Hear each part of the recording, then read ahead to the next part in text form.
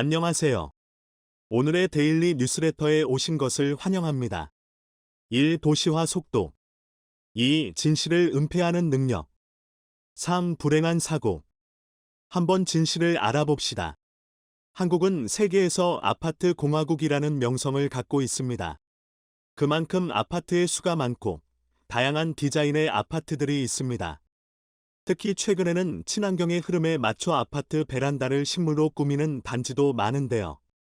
자연과 조화를 이룬 아파트의 모습을 보고 우리는 삭막한 도시 속에서도 청명함을 느낄 수 있습니다. 그리고 중국의 한 건설사는 이러한 한국의 친환경 아파트에 큰 관심을 보였습니다. 중국 역시 환경오염과 급속한 도시개발로 인해 친환경은 모두의 관심사로 떠올랐기 때문이죠. 그래서 이 건설사는 중국 내륙의 청두시에 친환경 숲아트 단지를 조성하기에 이릅니다. 총 8개의 아파트에 마치 숲이 수직으로 솟은 듯한 아파트를 구현하여 밖에서 보기에도 예쁘고 집주인이 집안에서 밖을 볼 때에도 창밖에 바로 숲이 있는 듯한 풍경을 제공하겠다는 아이디어였습니다. 실제로 이것은 중국인들 사이에서도 큰 인기를 끌어 건설사에서 분양했던 826가구는 순식간에 팔려나갔습니다. 그런데 주민들의 입주가 시작되고 예상치 못한 문제가 발생했습니다. 첫째는 아파트 베란다에 심어놓은 식물들이 예상을 뛰어넘을 정도로 너무 잘 자라버린 것입니다. 도무지 통제가 되지 않을 정도로 자란 식물들은 베란다뿐만 아니라 아파트 실내까지 영역을 확장했죠. 게다가 본디 식물이 있는 곳에는 벌레가 꼬이기 마련입니다. 수많은 벌레들이 아파트에 서식하기 시작했습니다. 특히 모기는 아니지만 거대 모기처럼 생겨 사람들에게 혐오감을 불러일으키는 곤충인 각다기가 아파트 곳곳에서 알을 까기 시작했습니다. 친환경 아파트가 던전으로 전락하는 순간이었습니다. 이곳에 입주하려던 중국인들은 당연히 아기자기한 숲아트에 살고 싶었던 것이지 영화 주만지를 촬영하고 싶었던 것은 아니었을 것입니다. 결국 그들은 건설사에 폭풍항의를 하여 입주를 취소시켰고 그때부터 아파트 8개 동은 텅텅 비어버렸습니다.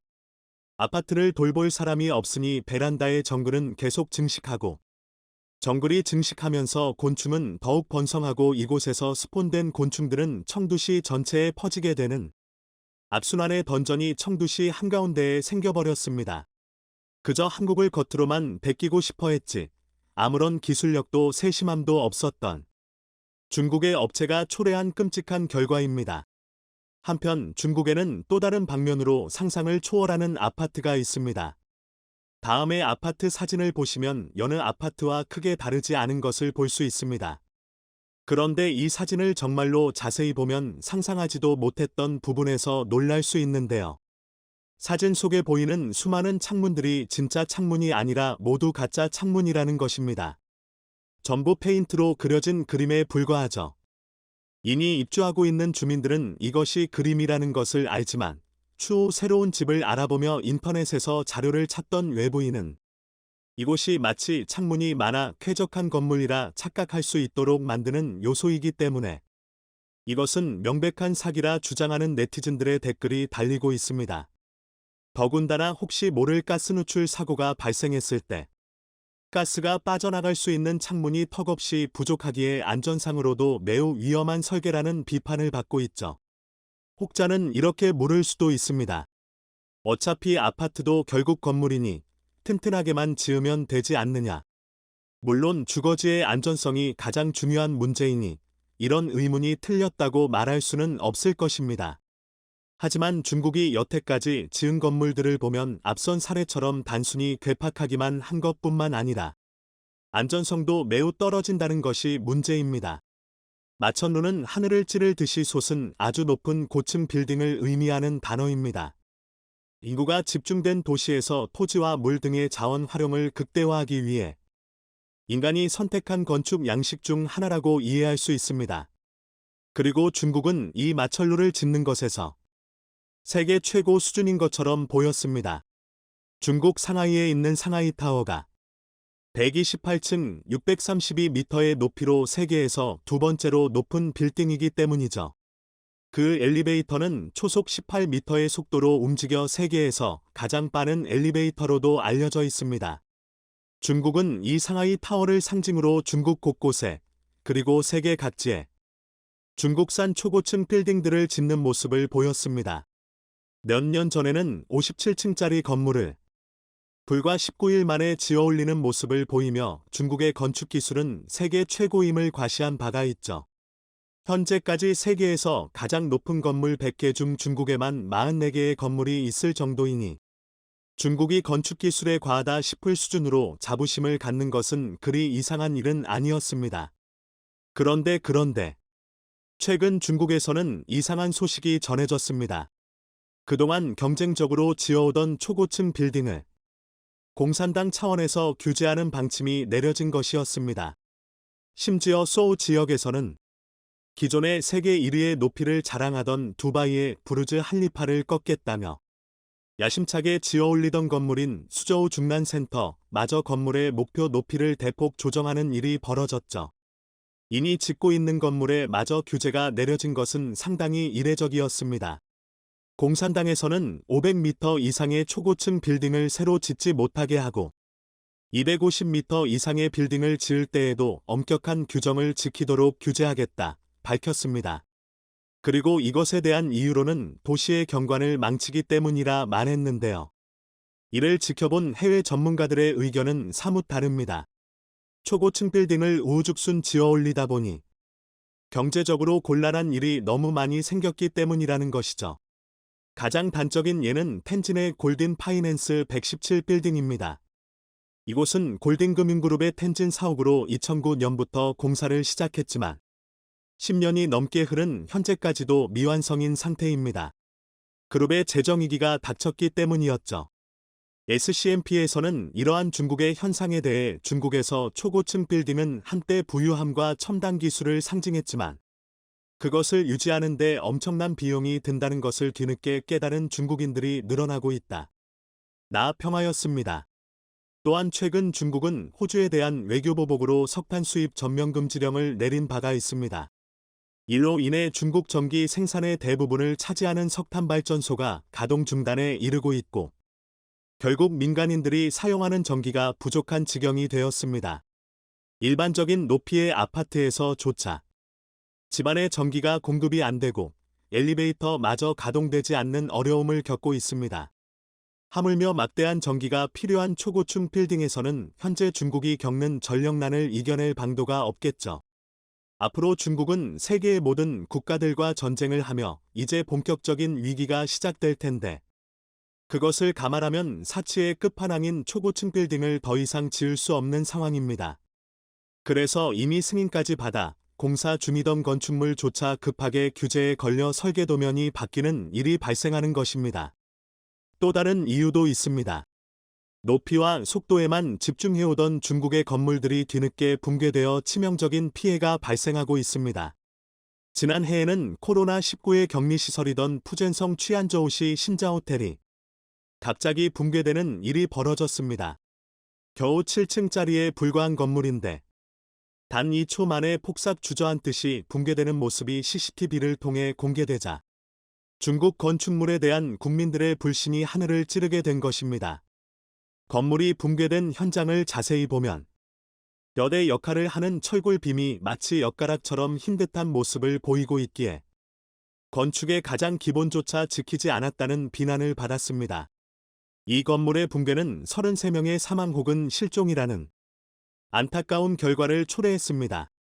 이외에도 최근 중국에서는 손으로 살짝 만지기만 해도 부서지는 시멘트 벽, 살짝 두드렸을 뿐인데 우르르 무너지는 천정, 칼로 살짝 긁으니 파이는 기둥, 마치 두부처럼 약해 보이는 벽돌 자재 등이 관찰됩니다.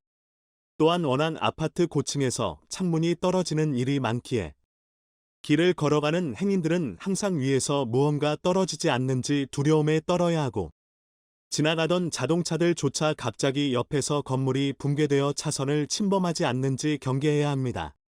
그리고 이런 상황을 지켜본 한국의 네티즌들은 중국에 이런 일이 빈번하게 발생하는 것은 어찌 보면 당연하다는 말을 하는데요. 다음은 중국의 건설 현장에서 사용하는 줄자입니다. 근두가 다른 눈금을 갖고 있는 것을 확인할 수 있습니다. 가장 기본적인 측정 수단이 이렇게 엉망이니 제대로 된 건물이 지어질 리 만무하지 않냐는 반응입니다. 한편 한국은 코로나19의 위기에도 불구하고 해외 건설 수주액이 2년 만에 300억 달러를 돌파하였습니다. 이것은 지난해 말 기획재정부와 국토교통부에서 밝힌 내용으로 원래 2020년의 해외 건설 수주는 코로나19 위기 속의 저유가, 세계 경기 불확실성 증가로 인한 발주 공사 연기 및 감소와 국가별 봉쇄 조치 등으로 DEA 부정적인 전망이 지배적인 상황이었습니다. 하지만 멕시코 도스보카즈 정유공장, 파나마 메트로 등 중남미에서 예상치 못한 잭팟을 터뜨렸고 카자흐스탄 알마티 순환도로, 태국 세계공항 연결 고속철도 등 아시아 지역에서도 막대한 수주를 따냈죠. 반도체, 디스플레이, 조선산업 등에서도 중국은 한국을 이기기 위해 안간힘을 다 썼지만 실패했었는데 건설산업에서 역시 여지없이 무너지는 모습을 보이며 아직 한국을 이기는 것은 불가능하다는 사실을 중국이 한국에 보복하기 위해 너무나도 충격적 일을 꾸미고 있었습니다. 지금까지 중국이 한국에 했던 보복과는 비교가 불가능할 정도로 너무나 충격적이고 강력한 보복입니다. 반도체를 넘어서 세계에서 가장 큰 시장이 될 것으로 전망되는 2차전지 산업. 이렇게 거대한 2차전지 산업을 한국이 싹쓸이하자 중국이 한국을 박살내기 위해 너무나도 충격적인 일을 꾸몄습니다. 자, 그런데 한국에서 기적이 일어났습니다. 어떻게든 한국을 짓밟으려는 중국을 한방에 잠재워버릴 너무나도 강력한 한방을 한국이 세상에 공개하면서 대반전이 일어났는데요. 중국이 미쳤습니다. 갑자기 전 세계에서 가장 많은 원전을 한 번에 지어버리면서 중국이 현재 건설 중인 원전이 완공되면 프랑스를 제치고 세계 2위 원전 가동 국가로 뛰어오를 전망입니다. 4일 현지 시각 세계원자력협회 WNA에 따르면 지난 5월 기준 전 세계에서 가동 중인 원전은 436기, 건설 중인 원전은 59기에 육박합니다. 건설 중인 원전을 놓고 보면 중국이 23기로 압도적 1위입니다. 현재 프랑스보다 가동 중인 원전이 1기 적다는 것을 감안하면 중국이 신규 원전 건설을 마무리 지을 경우 세계 2위 원전 가동국으로 부상할 수 있습니다. 여기다 각국의 원전 건설 계획을 더하면 중국의 원전 규모는 더 커집니다. 중국은 원전 45기를 추가로 건설할 계획입니다. 현재 가동 중인 55기에 건설 중인 23기, 건설 계획인 45기를 더하면 총 123기로 원전 1위 국가인 미국, 가동 중 93기, 건설 중 1기, 건설 계획 3기를 넘어서게 되죠. 중국이 원전을 짓든 말든 우리가 신경 쓸 일은 아니지만 문제는 바로 이겁니다. 보시면 중국이 이 엄청난 양의 원전을 한국과 가장 가까운 중국 동부 해안에 몰아서 전부 짓고 있다는 것입니다. 전체 33개 성 자치구, 직할시 가운데 장수, 강소, 저장, 절강, 푸젠, 복건 등 동부 연안 8개 성에만 원전이 있습니다. 내륙 탄광에서 멀어 석탄 발전은 비싼 반면 냉각수 확보가 쉬워 원전 운영에 유리한 지역들입니다. 당초 중국 정부는 내륙에도 40여 기 원전을 지어 원전의 동부 편중을 해소할 계획이었습니다. 그러나 후쿠시마 사고가 일어나자 이를 중단했습니다. 인구가 밀집한 내륙의 원전에서 사고가 나면 연안보다 피해가 훨씬 크다.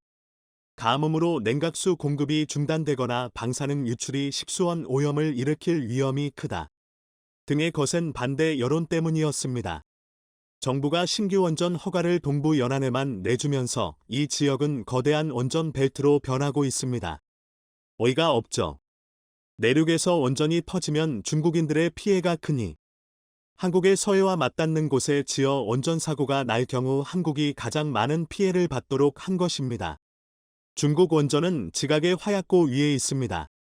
동해안의 원전 벨트 근처에는 탄루 단층대, 지각이 어긋나 있는 곳가 지나고 있습니다.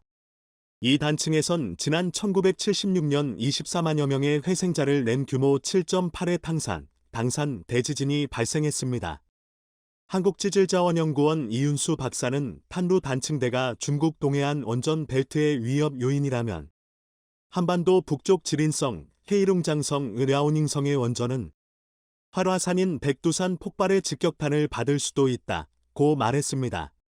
게다가 중국 원전은 원전 사고가 나면 편서풍과 해류를 타고 방사능 오염 물질이 한반도에 유입됩니다. 2011년 후쿠시마 원전 사고에서 입증됐듯 일본에서 발생한 방사능 오염 물질은 대부분 바람이나 해류를 타고 태평양 쪽으로 빠져나갔습니다. 한국원자력안전기술원의 시뮬레이션 결과에 따르면 중국 장쑤성 태난, 전만 원전에서 후쿠시마 사태와 같은 원전 사고가 발생하면 편서풍을 타고 이르면 3일 안에 방사성 물질이 한반도 상공에 도달합니다. 장쑤성과 서울과의 거리는 약 970km입니다. 특히 산둥, 반도 동쪽 끝에 짓고 있는 스다오안 원전은 인천까지 직선거리가 330km에 불과합니다. 바다도 마찬가지입니다. 한국해양과학기술원 정경태 박사는 중국 동해안의 원전 사고에서 유출된 방사능 오염수는 해류를 타고 2달 이내에 우리나라 서남해 연안에 도달할 수 있다며 중국 연안의 해류가 한반도로 방향을 트는 양쯔, 양자, 강 유역 상하이 인근 원전에서 사고가 나면 그보다 더 빠를 수 있다고 했습니다. 반면 일본은 한국과 가장 가까운 서해안에서 원전 사고가 나도 방사능 오염수가 동해를 돌아오느라 1년 뒤에나 한반도에 도달한다는 설명입니다. 중국의 원전 건설 기술과 관리 기술이 한국에 한참 못 미치고 매우 미흡하다는 점을 고려한다면 한 번에 저렇게 많은 원전을 짓다가는 사고가 날 확률이 매우 높아 5천만 한국인들은 불안에 떨고 있어야 합니다. 이뿐만이 아닙니다. 반도체를 뛰어넘어 세계에서 가장 큰 산업으로 성장할 것이라는 기대를 모으고 있는 2차전지 시장에서 한국의 배터리 셀 업체와 소재 업체들이 맹활약을 하며 글로벌 시장을 싹쓸이하자 중국이 한국을 짓밟기 위해 너무나도 충격적인 일을 벌이기 시작했습니다. 2차전지를 만드는데 핵심 원료인 리튬. 중국이 전 세계 리튬 광산을 싹쓸이해버리며 이를 통해 한국에 압박을 가하려 하고 있습니다. 중국이 원하는 대로 한국이 말을 듣지 않으면 한국의 리튬 공급을 끊어 한국의 2차전지 산업을 완전히 박살내버리겠다는 계획입니다. 중국은 한국의 리튬 배터리를 깎아내리며 이보다 훨씬 저렴하고 성능도 좋은 소금 배터리를 만들었다며 대대적으로 보도했습니다. 소금은 리튬에 비해 훨씬 저렴하고 지구상에 매장되어 있는 규모도 훨씬 풍부합니다. 나트륨 전지는 리튬 이온 전지와 화학적으로 매우 유사하며 최근 연구를 통해 나트륨 전지의 에너지 밀도와 충전 횟수가 크게 향상되었습니다. 특히 나트륨 전지는 영하의 기온에서도 거의 전체 용량을 유지할 수 있는 큰 이점이 있습니다.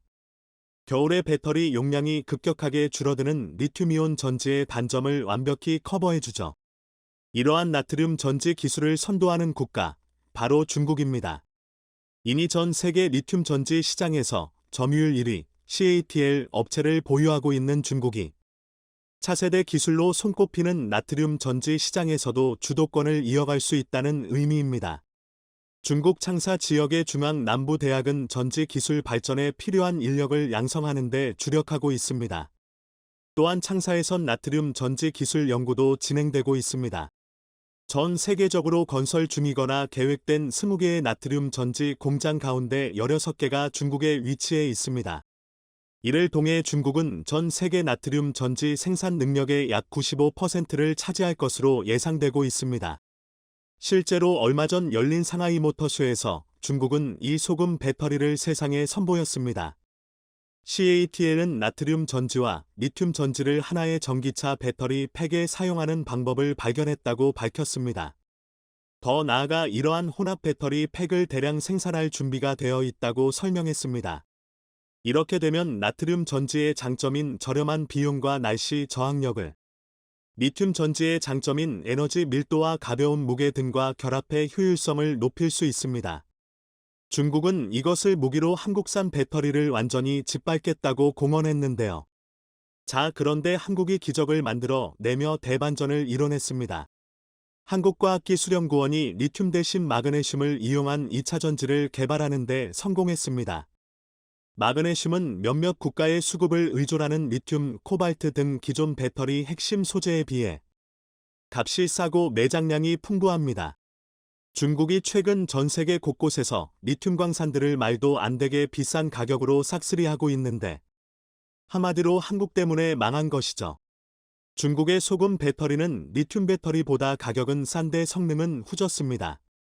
그런데 마그네슘 금속은 리튬 금속에 비해 약 1.9배 높은 용량을 가지고 있고 직접 음극으로 활용할 경우 가장 높은 에너지 밀도를 얻을 수 있습니다.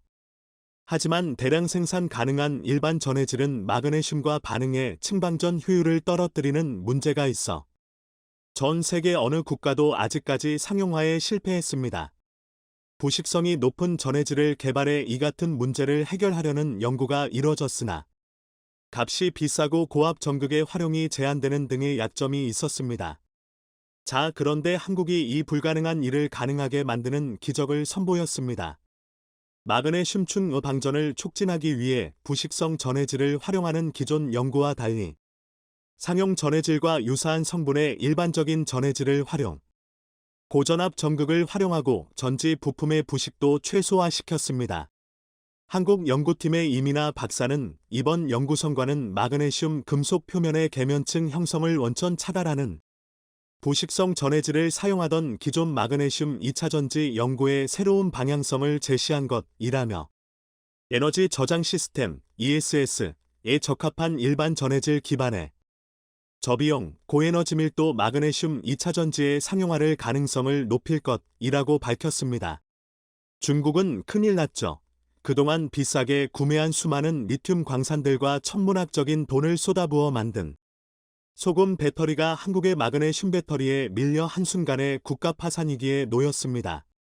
뿐만 아니라 삼성 SDI는 화재가 나지 않고 밀도가 훨씬 높아 배터리 용량이 획기적으로 늘어날 수 있는 꿈의 배터리, 전고체 배터리를 앞으로 약 3년 뒤인 2027년부터 대규모 양산을 시작할 것이라는 파격적인 발표를 하면서 중국을 완전히 넉다운 시켜버렸습니다. 지난 수년간 엄청난 돈과 시간을 쏟아부어 겨우 만들었다는 것이 소금 배터리인 중국. 중국이 소금 배터리를 만드는 동안 한국은 꿈의 배터리라 불리는 전고체 배터리에 이어 리튬 배터리를 뛰어넘는 파괴력을 지닌 마그네슘 배터리까지 개발에 성공하는 모습입니다. 현대중공업이 해외에 함정 정비 지원 센터를 구축하자 중국이 경악하고 있어 화제입니다. 과거 남중국해 핵심 요충지에 있던 미 해군 기지가 한국을 통해서 부활했다는 것입니다. 실제로 한국이 만든 군함 10여 척이 이곳에 자리 잡게 됐으며 향후에는 잠수함까지 배치될 중국이 크게 견제받을 가능성이 높게 나오고 있습니다. 시진핑까지 긴장한 것으로 나타났는데 무슨 일이 벌어지고 있는지 자세히 알아보겠습니다. 현대중공업은 최근 필리핀 수빅 해군기지에서 군수지원센터 개소식을 가진 바 있습니다. 개소식에는 필리핀 국방부 차관과 해군참모총장 등이 참석했습니다. 작년 6월 필리핀 국방부와 계약을 체결한 지 6개월 만의 일입니다. 우리나라 방산업계 최초로 해외 MRO 서비스 센터를 구축하게 된 것입니다. 이곳에서는 현대중공업이 2016년 수주에 2020년과 2021년 인도한 필리핀 호위함 2척에 대한 유지보수 정비 지원이 예정되어 있습니다. 정비부품 보관창고와 정비교육장 등으로 구성되며 정비창 요원들을 위한 다양한 교육 프로그램도 준비되고 있습니다. 현대중공업은 작년 3월 이에 대한 준비도 마쳤는데 STX 엔진, AI진엑스원, 하나시스템 등과 공동으로 선박 수출 및 MRO 사업 협력 협약을 체결한 바 있습니다. 이로써 현대중공업은 함정 설계, 건조에 이어 수명주기 관리를 아우르는 글로벌 종합 솔루션 기업으로 발돋움하게 된 상황입니다. 그런데 필리핀은 해당 시설 건설에 또 다른 의미를 두고 있습니다. 필리핀 대표 조선소를 살리는 마지막 노력이라는 평가를 하고 있는 것입니다. 사실 필리핀 수빅에서 조선소를 운영했던 기업은 한진중공업입니다. 수빅조선소는 총 23억 달러가 투입돼 2006년 착공해 2009년 완공된 바 있습니다. 미국 해군 기지 부지를 매입해 총 300만 제곱미터 규모로 건설했던 것입니다. 이는 영도조선소 면적의 10배가 넘는 규모입니다. 생산된 블록과 기자재를 도크로 옮기는 운반거리는 1km를 넘지 않았으며 생산 과정은 상당 부분 자동화되어 있었습니다. 하계 2만 명의 노동자가 일하면서 세계 10위권 수주량을 확보했을 정도입니다. 하지만 2015년 중반부터 업계 전반에 걸친 화물선 공급 과잉으로 재정적 어려움에 빠져들었습니다. 필리핀 은행으로부터의 4억 달러 대출을 포함해 13억 달러에 달하는 채무를 상환하지 못했던 상황입니다. 새로운 일거리를 찾기 위해 고군분투했지만 2018년 12월 무려 7천여 명의 노동자를 해고한 후 다음 달 법정 관리를 받아야 했습니다. 파산 직전까지 120척 이상의 선박을 인도했지만 결국 무너졌죠. 주인을 잃은 수빅조선소에 눈독을 들였던 곳은 중국입니다. 중국 업체들이 인수에 참여하면서 미국과의 갈등을 촉발시켰던 것입니다. 이런 상황에 미국 서버러스가 인수에 참여했고 작년 상반기 매각이 성사됐죠. 한진은 보유했던 300헥타르에 대한 50년 임대를 서버러스 관계사로 이전했습니다. 수년간의 협상 끝에 필리핀 정부는 기존 조선소 시설을 2개 구역으로 나누기로 결정했고 북부 야드는 필리핀 국방부의 해군 기지 NOB로 전환된 상황입니다. 작년 5월 문을 연 이 시설은 현재 필리핀 해군함대의 본항이 됐습니다. 300헥타르 부지 중 100헥타르에 걸쳐 해군기지가 완성된 것입니다. 필리핀 국방부는 그곳 중 일부를 현대중공업에 제공해 정비 보충 등을 지원받기로 했습니다. 한국 업체가 운영하던 시설이니 한국산 군함과 지원 시설을 두는 것이 최적이라 판단했다는 분석입니다. 델핀 로렌자나 국방부 장관은 은퇴 전 마지막 기자회견에서 현대중공업에 주문한 모든 선박을 수리할 정비센터를 갖게 됐다며 한진중공업 필리핀 조선소 재가동 노력의 마지막 단계라 밝히기도 했습니다. 한진이 운영했던 수빅조선소는 위로는 중국과 대만이 있고 주변으로는 베트남, 말레이시아, 인도네시아 등으로 이어져 있어 해상교통의 중추이자 군사적 요충지로 평가받고 있습니다. 즉 언제라도 전쟁이 발발할 수 있는 화약고 지대인 것입니다. 이로 인해 과거 미 해군 기지로 활용되어 왔고 아시아 지역에 배치된 미 군함의 긴급정비 수리 또한 이곳에서 진행됐습니다. 필리핀은 한때 아시아의 진주로 불리던 부국이었습니다. 태평양과 남중국해의 풍부한 해양 자원은 물론 영도 곳곳에 금과 구리, 니켈, 크롬 같은 값 나가는 자원이 널려 있었기 때문입니다. 연중 온화한 기후와 비옥한 토지는 쌀, 바나나, 사탕수수 등을 대량으로 생산하기에 적합했죠. 1946년 미국으로부터 완전히 독립한 뒤 한동안 번영을 구가했고 6.25 전쟁 중에는 연인원 7,000명이 넘는 병력을 보내 국제사회의 책임 있는 일원으로 활약하기도 했습니다. 1992년 미군 철수 직전까지 필리핀 수비계는 미 태평양 함대 핵심 전력인제 7함대가 자리하고 있었습니다. 항공모함과 전함, 순양함, 핵잠수함이 수시로 드나들었죠. 당시 필리핀 주변 남중국해는 평화로운 상황이 유지됐습니다. 하지만 1992년 미군이 떠나면서 상황이 급변했습니다. 중국은 기다렸다는 듯 스프레들리 군도에 해군력을 보내 주변 암초를 모조리 점령했고 스프레들리 군도 일대 환초들을 아예 인공섬으로 만들어 버렸던 것입니다. 필리핀이 헤이그 국제사법재판소에 중국을 제소해 승소했지만 소용이 없었습니다. 이런 상황에 미국 해군기지가 있던 수빅만은 필리핀 경제특구로 전환돼 있었습니다. 그 후 한진중공업 조선소로 이용되다가 또다시 해군기지로 변신한 상황입니다. 그런데 이곳에 한국이 최초로 해외 선박 MRO 지원기지를 오픈하자 중국 언론들은 한국의 군수품 수출이 놀라운 속도로 증가했다며 경악하고 있습니다. 사실상 한국 호위함과 지원센터가 과거 미군 해군기지 역할을 하고 있다는 것입니다. 지난달에는 한화시스템 전투체계 훈련센터 완공식까지 진행됐습니다. 엔진 장비실, 시뮬레이션 훈련장, 통제실 등으로 구성되어 있으며 함정전투체계 CMS, 모의 훈련을 포함한 각종 교육 장비가 설치되어 있습니다. 필리핀 해군은 그동안 직접 군함에 올라야 가능했던 교육 훈련을 지상에서도 실시할 수 있게 됐다며 한국의 감사함을 표하고 있습니다. 한화시스템은 해군 수상함, 잠수함 등 80여 척의 전투체계를 공급한 바 있죠. 현대중공업이 필리핀에 제공하기 위해 만들었던 군함에도 장착돼 있습니다. 현대중공업은 2600톤급 호위함 2척을 필리핀에 성공적으로 인도한 데 이어 3200톤급 초기함 2척을 수주해 건조 중에 있습니다. 그리고 작년 6월 2400톤급 원해 경비함, OPV 6척 계약까지 체결했습니다. 원해 경비함은 울산 현대중공업에서 건조해 2028년 인도될 예정입니다. 중국 언론은 필리핀이 한국 군함 6척을 한 번에 사들이자 놀라워했고, 필리핀 근처 해역에 갈 땐 조심해야 한다는 보도까지 했습니다. 이번 6척 계약은 총 7,400억 원 정도인데 기존 군함까지 하면 1조 7천억 원이 넘는 규모입니다. 성능도 좋은데 계약보다 배를 빨리 건네주고 사후 서비스, 예질까지 확실하다. 필리핀이 계속해서 현대중공업의 군함 건조를 요청하는 이유입니다. 사실 필리핀은 섬나라이면서도 해군력이 강하지 않았죠. 필리핀이 보유 중인 가장 큰 3,200톤 초기함만 봐도 미국 해양경비대에서 쓰던 배로 1960년대 제작돼 2011년 양도된 중고 함정입니다. 1,000톤이 넘는 수상 전투함은 7척뿐이었습니다.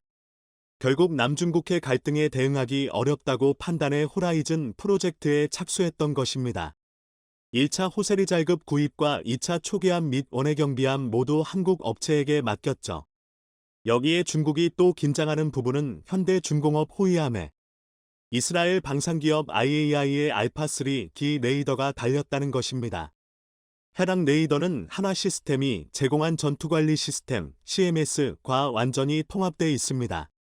중국 언론은 레이더 탐지거리가 400km에 이르고 수직발사 16기를 가지고 있는 한국산 호위함의 공포를 드러내고 있습니다. 필리핀이 현대식 미사일 호위함에 이어 경량 이지스함도 보유하게 됐다는 것입니다. 올해부터 시작되는 호라이즌 3 전투함 선정에도 한국이 유리한 위치에 올라서 있습니다. 필리핀 해군은 대우조선해양이 개발한 1,400톤급 잠수함에도 관심을 보이고 있는 상태입니다. 작년 5월 필리핀 군수 관계자가 방한해 대우조선해양의 잠수함 작업장 등을 찾았고 방산 전시회 때 설치된 잠수함 모형에 큰 관심을 보이기도 했습니다. 최소 5억 달러가 넘고 유지비도 비싼 프랑스 잠수함 스콜팽금에는 부정적이지만 가성비가 뛰어난 한국산 잠수함에 호감을 표시한 상황입니다. 필리핀은 동남아시아 지역 내 한국의 최대 무기 수출 대상국입니다. 2020년까지 5년간 한국의 무기 수출액은 영국 14%, 필리핀 12%, 태국 11% 순으로 많았습니다. 이런 수출을 이끌 수 있었던 것은 과거 한국의 무기 공여가 큰 역할을 했습니다. 그런데 최근 한국이 또 다시 우방국들의 주목을 받는 일이 발생했습니다. 지난 30여년간 우리 바다를 굳건히 수호한 함정 8척이 2022년을 끝으로 명예롭게 전역을 했기 때문입니다. 전남함, 제주함, 속초함, 영주함 그리고 참수리 고속정 등입니다. 전남함 1500동급과 제주함은 1989년 취역 후 활약을 해왔습니다. 전남함은 1999년제 일연평해전과 2009년 대청해전에 참전하기도 했습니다. 특히 영주함은 제